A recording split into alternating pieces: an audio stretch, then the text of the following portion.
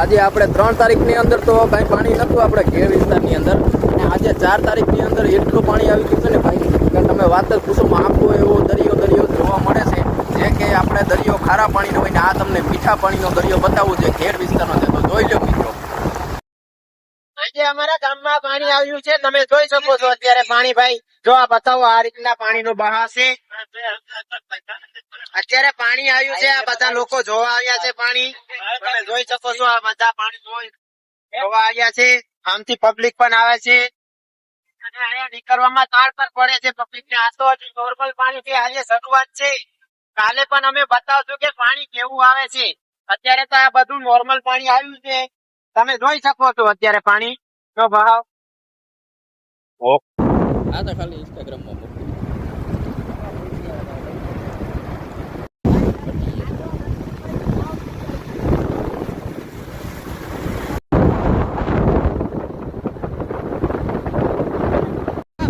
બરોબર નીકળી જાય.